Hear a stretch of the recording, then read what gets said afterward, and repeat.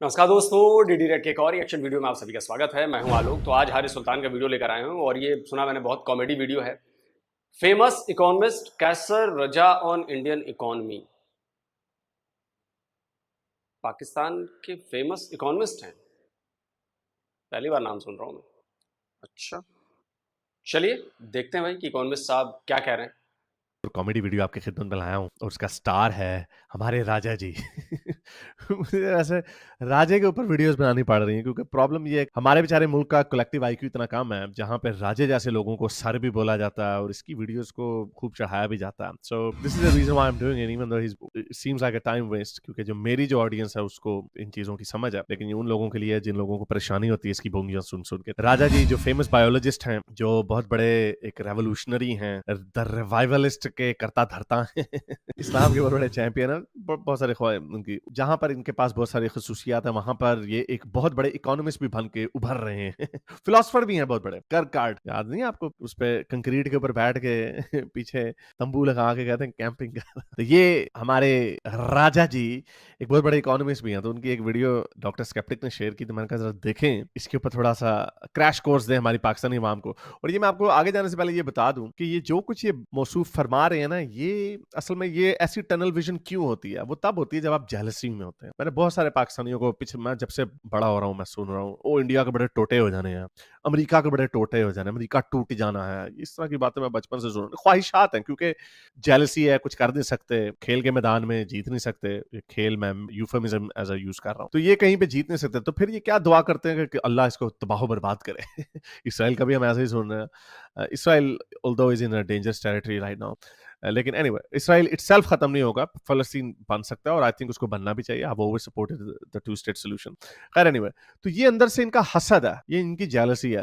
तो मौसूफ क्या फरमा रहे हैं जरा इंडिया के बारे में और पाकिस्तान के बारे में क्या फरमा रहे हैं, जरा सुनिए जरा। इंडिया में हालत यह है कि अभी कुछ अर्सा पहले वहाँ पे जॉबलेसनेस की जो हालत है, आई थिंक कोई कुछ हजार वैकेंसीज थी। मैं आपको बाद में बता दूंगा कितनी थी। And 12.5 million people applied for that. That's not a matric of anything. इसी तरह का स्टेटिस्टिक एक मैं डॉक्यूमेंट्री देख रहा था, चाइना में भी एक इस तरह की पोजीशन थी। तो लोगों ने पूछा कि क्या यंगस्टर जो हैं, जो मिडिल क्लास के जो बच्चे हैं, वो काम क्यों नहीं कर रहे, क्योंकि अनएम्प्लॉयमेंट चाइना में बड़ी बढ़ रही है। तो चाइना उस स्टेज पे पहुंच गया जहां पे जनरेशनल वेल्थ अब मैटर करती है, और हमारे मुल्कों में भी ये करती है कि हाथ से कि अगर जब बच्चे कम होते हैं ना, तो बच्चे माँ बाप के घरों में ज्यादा देर रहते हैं। Why do they do that? Because should I do a meaningless या वेरी मिलीनियल जॉब जिसे कहते हैं, कि मैं क्यों, क्या वो काम करूं या ना करूं? और हम वो देख रहे हैं गोरों में भी ये चीज आ रही है। तो वो जनरेशनल वेल्थ की वजह से, तो मैं कुलचे का काम नहीं करूंगा, मैं दाल लगाऊंगा, मैं रेडी नहीं लगाऊंगा, इस तरह के काम। तो mostly people stay out of the work force. फिर उसके बाद होता है, तो उनकी जो जॉब की रिक्वायरमेंट की जो डिजायर होती है ना, वो ऊपर चली जाती है। जो अमेरिका में जो जॉबलेसनेस का जो कैटेगरी है ना, वो भी बड़ी, इनकी डेफिनेशंस बड़ी मैटर करती हैं कि हम अनएम्प्लॉयड किसको बोलते हैं। तो ऑब्वियसली अगर एक ऐसी जॉब है जो कि बड़ी हाई डिमांड है और इंडिया इतना बड़ा मुल्क है, तो of course you could have, अगर फॉर एग्जांपल सरकार की कोई जॉब होगी न्यू दिल्ली में होगी, तो उसको पूरे इंडिया से लोग अप्लाई भी कर सकते हैं। It's most probably that there is nothing wrong with that. तो ये किसी चीज की इंडिकेशन नहीं है। We just have a look at the total unemployment numbers. अब 2022 में जो टोटल इंडिया की अनएम्प्लॉयमेंट रेट है 4.82 है। Now I would not say कि these numbers can be taken as a gospel, क्योंकि इतना बड़ा मुल्क है, बड़ी इनकी डेफिनेशन बड़ी ट्रिकी होती हैं। तो इसी तरह पाकिस्तान का अगर हम नंबर देखते हैं, जहां पे बड़ी फिगर फंजिंग होती है, पाकिस्तान में नंबर है 5.60। 5.6 नहीं होगा तो मेरा ख्याल 8% होगा या 10% होगा, समथिंग लाइक दैट। सो ये राजे ने जो अपनी तरफ से बहुत बड़ा छक्का मारा, that is absolutely totally devoid of substance. मैं कोई इकोनॉमिस्ट नहीं हूं। I do look into these things. ये तो बड़ी गजब बोंगिया मार रहा है भाई। लेटेस्ट अभी मैंने खबर पढ़ी थी, शायद पिछले हफ्ते या एक दो हफ्ते पहले ही खबर पड़ी थी कि जो हमारे यहाँ अनएम्प्लॉयमेंट रेट है वो शायद ऑल टाइम लो पे आ गई है। कुछ ऐसी खबर मेरी नज़रों के आगे से गुजरी थी, मैं कंफर्म नहीं हूँ, स्क्रीनशॉट मिल जाएगा तो मैं लगा दूंगा। लेकिन मैंने इस बारे में खबर पढ़ी थी कि भाई एम्प्लॉयमेंट काफ़ी सारी जनरेट हुई है और अनएम्प्लॉयमेंट रेट जो है वो काफ़ी कम हुई है, ऐसी मैंने खबर पढ़ी थी। और देखो जाहिर सी बात है, मेरे जानने वालों में कोई अनएम्प्लॉयमेंट का शिकार नहीं है। कुछ ना कुछ कोई ना कोई कर रहा है, छोटी नौकरी कर रहा हो, बड़ी नौकरी कर रहा है, या कोई उसने बिजनेस कर लिया हो। मतलब ऐसा नहीं कि पैसा नहीं कमा रहा है, बिजनेस कर लिया हो, कुछ ना कुछ है। मैं अपने गांव में हूं, यहां पर आपको बेरोजगार लोग ऐसा नहीं मिलेंगे।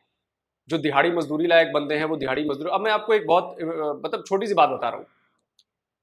पिछले 5 दिनों से बिजली का एक छोटा सा काम था, वो कराना था। और ऐसा नहीं है कि कई सारे इलेक्ट्रिशियन हैं, आपको यकीन नहीं होगा कि इलेक्ट्रिशियन के पास यहाँ पे गांव में, शहर की बात छोड़ दो, गांव में टाइम नहीं मिल पा रहा है। 5वें दिन आया बेचारा वो कि भैया टाइम नहीं मिल पा रहा है, बहुत काम है और ये है वो है। एक इलेक्ट्रिशियन को शहर में तो मतलब बिल्कुल फुर्सत नहीं है, गांव में फुर्सत नहीं है। दूसरा मैं आपको एक और बताता हूँ, प्लम्बिंग में मेरे यहाँ कुछ पाइप का इशू चल रहा है, नल का एक टूट गया था, उसको लगवाना दोबारा। 1 हफ्ते से प्लम्बर को कह रहे हैं, और वो प्लम्बर जबकि हमारे ही गांव के आसपास का है, और वो कह रहे हैं कि भैया टाइम ही नहीं मिल पा रहा।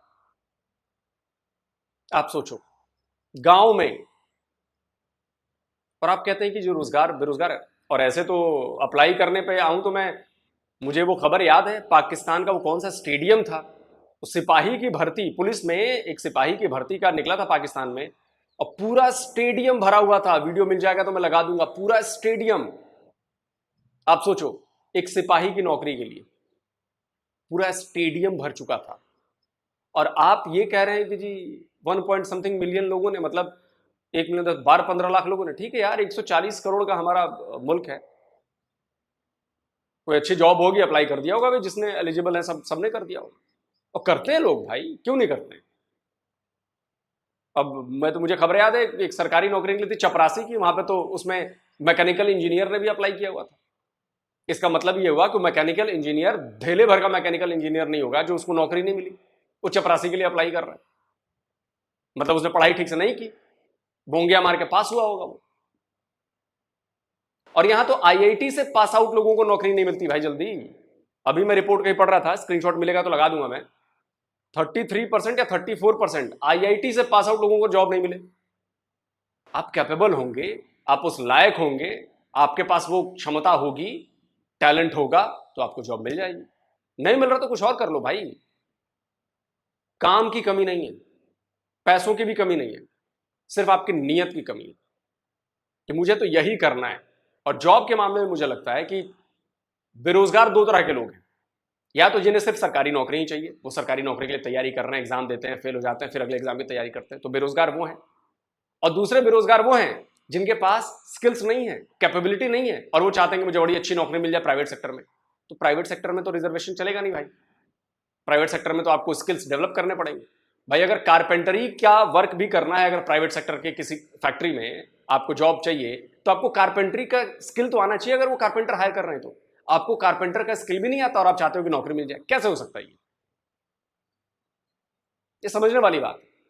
और जिसके पास भी थोड़ा सा भी दिमाग है, थोड़ा सा स्किल्स है, वो डेवलप कर रहा है, उसको जॉब्स मिल रही है, वो काम कर रहा है, वो भूखों नहीं मर रहा है। इस देश में अपॉर्चुनिटीज बहुत हैं। look into these things just at a base level, थोड़ा सा समझने के लिए। लेकिन I'm not an economist, but I'm just simply looking at this famous biologist come professor come Islamist scholar come debater come astute critic of atheism and economist। तो इस तरह की जो बातें, राजे को जिस चीज का सरफेस नॉलेज है ना, I also have surface knowledge of that, so I am just debunking that and I am more than happy to hear the critique of an actual economist. तो ये बोंगिया मारेगा अगेन हसद में, ये कोई बात है भला करने वाली। हमारा तो खबर आ जाती है ना बड़ी इस तरह से कि वो स्टेडियम भरा पड़ा है, हमारे प्रॉब्लम्स हैं। And the reason I am absolutely convinced कि लॉन्ग रन में पाकिस्तान की इकोनॉमी इंडिया से बेहतर परफॉर्म करेगी because we are consciously aware of our problems. Okay, so another claim. We are consciously aware of our problems.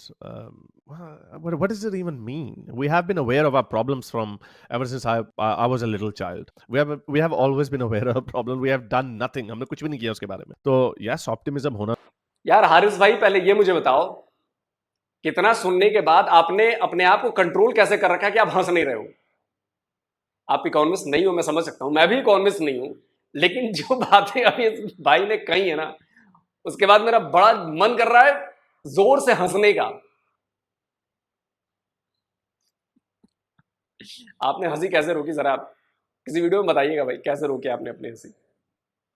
I hope कि पाकिस्तान की economy भी बेहतर हो और इस तरह के ये जो लड़े के जो स्कॉलर्स हैं इनकी भी छुट्टियां हो, तो ये हमारी उम्मीद है। Of course, why do you have to compete yourself with India? उनको भी अपनी प्रॉब्लम्स का पता था, लेकिन उन्होंने कुछ किया। तो मैं आपको जरा एक चार्ट दिखाता हूँ, नहीं बल्कि ऐसा करता हूँ कि पूरी वीडियो पहले इसकी चला देता हूँ, फिर आपको जरा कुछ फिगर्स आपको दिखाता हूँ कि हैं क्या असल। Indians are suffering from this number euphoria.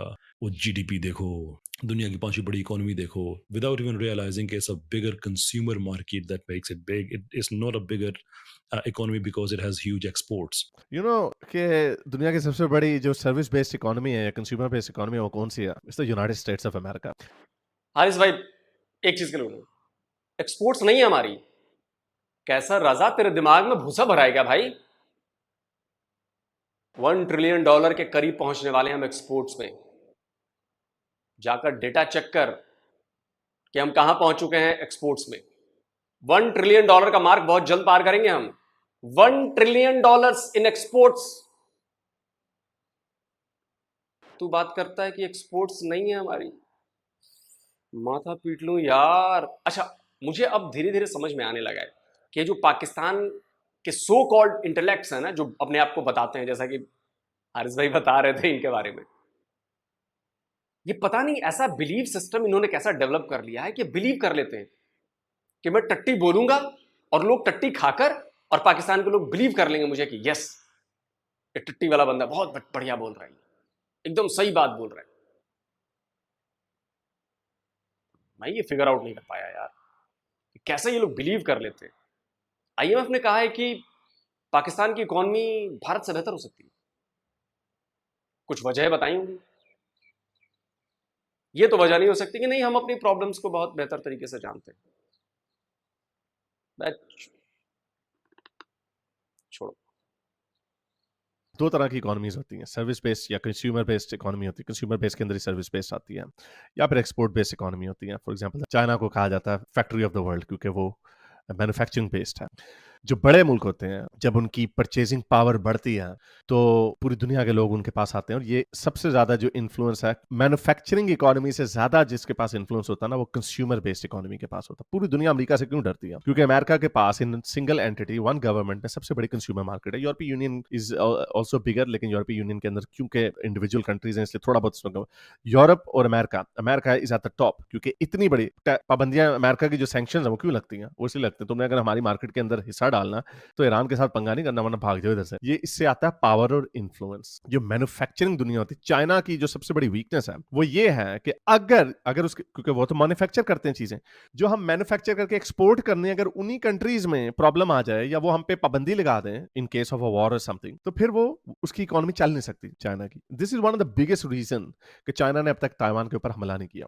So consumer based economy होना कोई बुरी चीज नहीं है। Of course it has pros and cons and there is nothing wrong with that. लेकिन ये जो राजे ने अपनी तरफ से जो छक्का मारा ना कि एक्सपोर्ट इकोनॉमी नहीं है, that's why it is a bad thing. अभी जरा इसके ऊपर भी बता देते हैं कि एक्सपोर्ट और कंज्यूमर बेस्ड इकोनॉमी के डिफरेंस में आपको फैक्ट्स एंड फिगर्स भी आपके सामने रखूंगा। वहाँ पे बहुत से लोग हैं, बहुत बड़ी मार्केट है, तो बड़े लोग होंगे, ज्यादा चीजें इंडिया में खपेंगी। एंड ओ देखो हमारे पास आईफोन आ गया है, ये पाकिस्तान के पास सैमसंग कब से आया हुआ है? We are okay with it, ठीक है, मुल्कों के साथ काम करते हैं, कंपनीज इन्वेस्ट करती हैं दूसरे मुल्कों में। That's not the argument.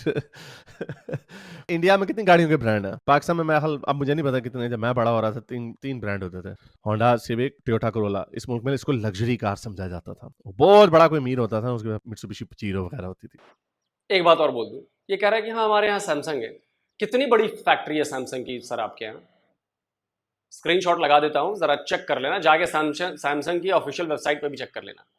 दुनिया की सबसे बड़ी factory, mobile manufacturing factory Bharat में है, वो भी हमारे नोएडा में जहां मैं रहता हूं। और यहां से बनने वाले मोबाइल फोन सैमसंग के दुनिया भर में एक्सपोर्ट होते हैं। भारत में तो होते ही हैं, दुनिया भर में एक्सपोर्ट होते हैं। आप करें आईफोन है, आईफोन में 12 या 14 बिलियन डॉलर्स के आईफोन हमने एक्सपोर्ट कर दिए यहां से, बना के मैन्युफैक्चर करके। स्क्रीनशॉट लगा हुआ है, देख लीजिए। और आप एक बिलियन डॉलर के लिए तरले कर रहे हैं, नाक चाट के लेट गए सष्टांग आप आईएमएफ के सामने। किसको धोखा दे रहे हो यार कैसर राजा? किसको धोखा दे रहे हो? दुनिया को या अपने आप को? बहुत बड़ा बोंगीबाज है भाई। पहली बार हारिस भाई, थैंक यू कि आपने पहली बार इस बंदे को दिखाया मुझे। हो सकता है आपने पहले भी बात की होगी, मेरी नजर से नहीं गुजरा।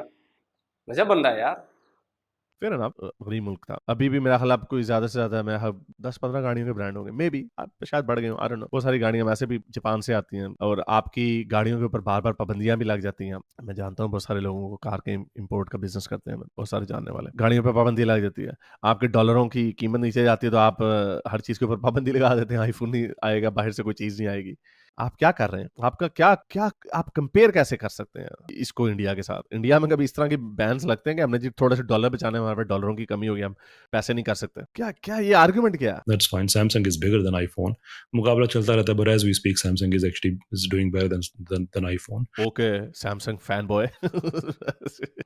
But that kind of excitement, numbers के पीछे, जो headline GDP basically, euphoria, मुझे इससे प्रॉब्लम है। अच्छा। एंड वो मैं इंडिया के हक में ही बात कर रहा हूँ। अच्छा, इंडिया का हमदर्द। एनीवे, आई थिंक क्लिप खत्म हो जाता है। तो चले, पहले मैंने आपको जैसे बताया, इस तरह के लोग इसलिए बोलते हैं क्योंकि सड़ते रहते हैं। आई मीन, ये कोई 50 साल का बाबा है, हम भी ऐसे होते थे यार, इंडिया का बस सचिन तेंदुलकर क्यों है यार, माइकल जैक्सन इंडिया में क्यों गया, क्या बकवास है, हमारे साथ क्यों ऐसे होता। मुझे भी सड़ा लगता था जब मैं बच्चा था। जब आप बड़े होते हैं तो आप अपने बबल से बाहर निकलते हैं, आप लोगों को आप फैक्ट्स को देखते हैं। अच्छा, कहता नंबरों का यूफोरिया है। ओए मामे, ओ खोते दी दुम दे नाल अपने बालां नू ब्रश करन आ लिया, क्योंकि थोड़े जे बाल है। वो नंबरों से ही तो पता चलता है, नंबरों से ही तो पता चलता है कि आपकी इकोनॉमी क्या कर रही है। जरा नंबर मैं इसको दिखाता हूं, इस बांदर को, इसको ये कंज्यूमर बेस्ड है, ऑल्दो जैसे कंज्यूमर बेस्ड है और एक्सपोर्ट बेस्ड नहीं, तो therefore it's a failed economy, as though it makes any difference. जैसे मैंने आपको शुरू में बताया कि दुनिया की जो सबसे बड़ी कंज्यूमर बेस्ड इकोनॉमी है वो है हमारी the United states of America. तो अमेरिका की टोटल एक्सपोर्ट पता कितनी होती है? अराउंड अबाउट $3 ट्रिलियन इन 2021। ठीक है, थोड़ी सी बढ़ गई होगी, इधर नहीं लिखा हुआ, बल्कि ज्यादा ही है। हाँ, 3 ट्रिलियन ये ऊपर चलेगी ना। ये है जी 2024। ठीक है, और ये कितने परसेंट है उसकी टोटल जीडीपी का? सिर्फ 11%। ये 2022 तक का डेटा है, sorry 2022।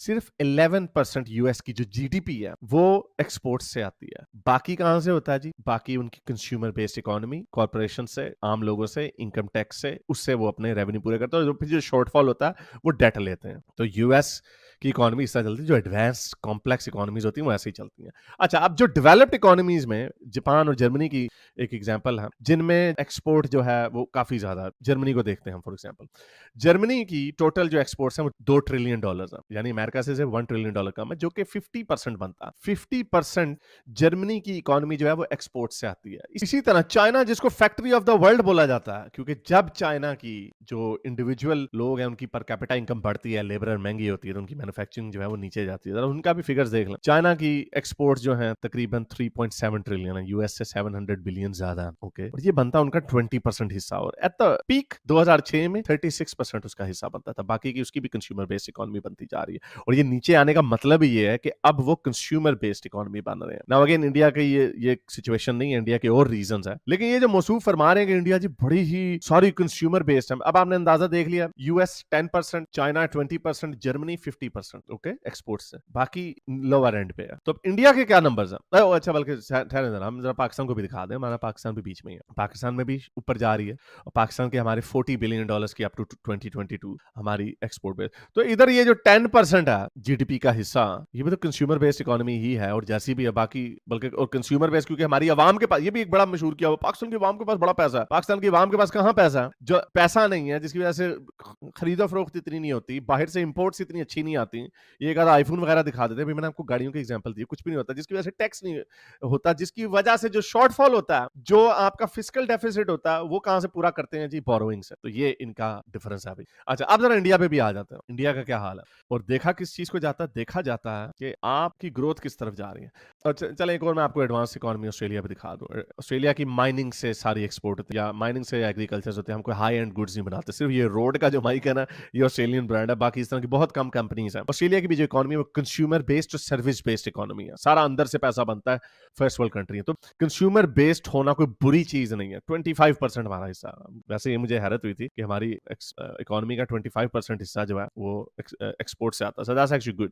So it's almost the same percentage as that of China. So that's not that bad. अच्छा जी, अब जरा इंडिया का देखते हैं कि इंडिया का क्या हाल है। जिनको पता ही नहीं है जी, नंबरों में पागल हुए हैं, ओ मामे ओ डडुआ दे नाल बैठ के लूडो खेडना लिया, नंबरों से तो सब कुछ पता चलता। तो ये नंबर देखें जरा, हाँ, जब वो 1960 से लेके 19 तकरीबन at the turn of the century 2000 तक देखें, उनकी लाइन देखें कितनी सीधी जा रही है। नथिंग, बिल्कुल नलायक, नाकाम, फेल्ड इंटरनल इकोनॉमी थी, market free market based economy नहीं थी। तो जब यहाँ पे तब्दीली आती है, वाजपेयी जी आते हैं, तब्दीली आई रे, ऐसे ग्राफ ऊपर जाने लगता है। 2000 में 52 बिलियन थी और अब किधर चलेगी, वाह वाह वाह, ऊपर जाते जाते जाते जाते ये यहाँ पे पहुंच गए 778। आई थिंक सम एक्सपर्ट्स से कि with in next couple of years it might hit $1 trillion mark. और मामू एक्सपोर्ट बेस ही तो ऊपर जा रही है। और क्या है एक्सपोर्ट बेस? 22%। यानी इनकी जीडीपी का हिस्सा, ये वो राजू वो थोड़े से फिगर्स ही देख लिया करो। अब इसमें और चाइना में कितना फर्क है? चाइना की इकोनॉमी 20% एक्सपोर्ट के ऊपर बेस है जीडीपी, इंडिया की 22% बेस और ये बढ़ता जाएगा बिकॉज उनकी जो एक्सपोर्ट्स हैं वो ज्यादा तेजी से बढ़ रही हैं। और कंज्यूमर बेस, जैसे आपको बताया, जब एक्सपोर्ट्स बढ़ती हैं, खुशहाली आती है, रोजगार बनता है, एम्प्लॉयमेंट ज्यादा फैलती है, एज अ रिजल्ट लोगों का क्वालिटी ऑफ लाइफ ऊपर जाती है, उनके पास पैसा ज्यादा आता है। और जब उनके पास पैसा ज्यादा आता है तो बाहर से इंपोर्ट ज्यादा होती है, बाहर से इंपोर्ट गाड़ियां, high and high technical goods जो हैं वो ऊपर जाती हैं, जिसके रिजल्ट में आपकी इकोनॉमी जो है कंज्यूमर बेस बनती है, जिसके नतीजे में जो बाहर का इलॉन मस्क आगे गया, मैंने टेस्ला बेचनी है, तो टेस्ला को टैक्स देना पड़ेगा, सेल्स टैक्स देना पड़ेगा इंडिया की गवर्नमेंट को, जो कि काउंट होगा as a consumer based economy. और राजे और नंबर तो देख लिया कर यार। तो एनीवेज, इस वीडियो का अगेन मुझे इसकी डिबंकिंग करने का बिल्कुल शौक नहीं है, लेकिन वो करनी इसलिए पड़ती है क्योंकि ये जो हमारे जो थोड़े से बेचारे जो खुशहाल, रोशन ख्याल, इनलाइटेंड, हमारे जो लिबरल पाकिस्तानी हैं, उनका फेवरेट पंचिंग बैग ये है। एस्टूट क्रिटिक ऑफ एथीइज्म एंड देसी, स्पेशली देसी एथीइज्म, that's what his Twitter bio says. तो इसकी धुलाई करने का इसलिए मजा बड़ा आता है। तो ये मैंने आपको दिखाना था कि ये बंदा ऐसे ही हवाई फायर मारी जाता है, इसको लोग एक्सपर्ट बना के बिठा देते हैं, इसने बेसिक फैक्ट्स एंड फिगर्स नहीं देखे होते, लेकिन खुद हेडलाइन देख के ना पूरा अपना फलसफा खड़ा कर देता है। Narrow tunnel vision because of his हसद एंड जेलसी। ओ जी, एक जॉब ओपनिंग है जिसकी 2000 वैकेंसी से गवर्नमेंट की जॉब होगी, 2 मिलियन लोगों ने अप्लाई कर दिया, चलो जी मैं जरा अपनी थीसिस खड़ी कर दूं। ये राजा, again it doesn't take you long to actually look into it, but when you pretend to know everything then most likely you actually know nothing. Again मेरी इसमें कोई, अगर मैंने कोई गलत बात की है प्लीज कमेंट्स में जरूर बताएं, क्योंकि I am not an expert, I am not, लेकिन ये राजे का जो सरफेस लेवल है ना, इसकी सरफेस से थोड़ा सा ही ज्यादा मुझे नॉलेज होता है। And again I have to fact check it, I have just shared numbers, I don't know the full reality of it, and if I missed some jargon and if I have said, जब मैं consumer based और export based economy का difference explain कर रहा था, there might be some nuances that I might have missed because I'm not an expert, लेकिन इस तरह की भोंगी नहीं मैं मारूंगा। तो ज्यादा से ज्यादा लाइक करें, शेयर करें। नहीं हारिस भाई, आपने बिल्कुल ठीक बात कही है और एक लेमैन की भाषा में आपने समझाया है और ये बात समझ में आ गई। मुझे लगता है कि जो भी थोड़ा बहुत पढ़ा लिखा आदमी होगा उसको बात समझ में आ जाएगी। अच्छा, पता है मैं क्यों हारिस भाई, कई अपने वीडियोस में मैं कह चुका हूँ कि पाकिस्तानियों का जो समझने के लिए जो प्रोसेसिंग पावर चाहिए ना, प्रोसेसिंग पावर है उस वक्त के प्रोसेसर हैं जो आज से 30 साल पहले, 35 साल पहले यूज हुआ करते थे हमारे सिस्टम में। अब उन प्रोसेसर्स को अगर आज के ज़माने की इंफॉर्मेशन आप डालनी शुरू कर दोगे और बोलेगो कि आप इन्हें प्रोसेस करो, आप इन्हें एनालाइज करो, तो सिस्टम पूरा आपका क्रैश हो जाएगा, हैंग हो जाएगा, उसको समझ में नहीं आएगा कि हो क्या रहा है। क्योंकि आज जो प्रोसेसर आ रहे हैं वो ऑक्टा कोर और पता नहीं कितनी स्पीड में कर रहे हैं, और आपने जो इनको काम करने वो आपने एनालाइज करने को इन्फॉर्मेशन दे दी, वो जो कोर 2 डियो टाइप के पेंटियम आते थे, वो पेंटियम 1 और सेल जो पुराने थे, वो इतनी इंफॉर्मेशन को एनालाइज करने को कर ही नहीं सकते, प्रोसेस ही नहीं कर सकते, तो इसलिए हैंग हो जाते हैं, उनको बात समझ में नहीं आती कि क्या बोलूं मैं इस पर। सेम चीज आज पाकिस्तानियों में, जो इंफॉर्मेशन आ रही है वो उसको समझ ही नहीं पाते कि एक्चुअल इसका मीनिंग क्या है। अगर जीडीपी, अब देखिए ग्लोबल टाइम्स है चाइना का, वो भी आजकल बड़ा भारत के अच्छी बातें कर रहा है, स्क्रीनशॉट लगा देता हूँ, तो उसने एक इन्फोग्राफिक्स बनाया और छापा कि जी भारत नंबर 1 पे है ग्रोथ में 8% पे और 5% पे सेकंड नंबर पे चाइना है। तो भारत और चाइना दोनों मिलकर देखिए कैसे इकोनॉमी के इंजन को चला रहे हैं, हम दोनों अपने लिए काम कर रहे हैं। तो ये नंबर्स हैं, वो नंबर्स बड़े काम के हैं। आपने एग्जाम दिया, उसमें नंबर्स होंगे, ग्रेडिंग होगी, तभी तो पता चलता है कि आप कितने पानी में हो, आप कर क्या रहे हो। तो ये वो रिजल्ट्स हैं जो दिखते हैं वो नंबर्स में, और पाकिस्तानी एनालिस्ट को ये बात समझ में नहीं आ रही। क्या बात के एनालिस्ट हो भैया, गुड़ गोबर करने वाले एनालिस्ट। 100 से ज्यादा, स्क्रीनशॉट लगा देता हूं, 100 से ज्यादा यूनिकॉर्न कंपनीज भारत में है। 100 से ज्यादा दुनिया में यूनिकॉर्न कंपनीज के लिस्ट में, स्टार्टअप लिस्ट में नंबर 3 पर आता है भारत। पाकिस्तान की एक कंपनी कोई मुझे बता दे जो यूनिकॉर्न कंपनी हो, एक नहीं है, या एक आध हो सकता है, हो भी, मतलब मेरी जानकारी में जब तक मैंने पढ़ा था तब तक एक भी कंपनी नहीं थी। ये क्यों नहीं है? क्योंकि आपके प्रोसेसर पुराने हैं, 35 साल पुराने। हमारे यहां बंदे नए प्रोसेसर के साथ काम कर रहे हैं, इसलिए वो आइडियाज जनरेट करते हैं, वो इनोवेट करते हैं। अब मैं आपको इसका एक सबसे ताजा एग्जांपल देता हूं। भारत की एक कंपनी, भारत के एक स्टार्टअप ने, बड़ा यंग सा बंदा है, उसने एक ऐसा सिस्टम बना लिया है, ऐसी टेक्नोलॉजी डेवलप कर ली है कि आपका लैपटॉप और phone full charge 0 to 100% 1 minute में हो जाएगा, 1 मिनट में। और जो इलेक्ट्रिक व्हीकल्स हैं वो 10 मिनट में फुल चार्ज कर देगा। ऐसी टेक्नोलॉजी उसने डेवलप कर ली। आप समझ रहे हैं ये कितनी बड़ी टेक्नोलॉजी है, कितना बड़ा क्रांतिकारी आविष्कार है ये। और ये क्यों हुआ? क्योंकि हम चीजों को एनालाइज इस तरह नहीं करते कि नंबर्स के पीछे भाग रहे हैं, यूफोरिया हो गया 8% और 5 ट्रिलियन। अबे गधे, माफ कीजिएगा कि ऐसे शब्द का इस्तेमाल कर रहा हूं मैं, लेकिन ये इसको मैं गधा कहूंगा कि अगर पाकिस्तान का इंटेलेक्ट ऐसी बातें करेगा तो गधा है। बाकी कमेंट करके आप बताएं। जल्दी मिलता हूं एक और नए वीडियो के साथ। नमस्कार, जय हिंद।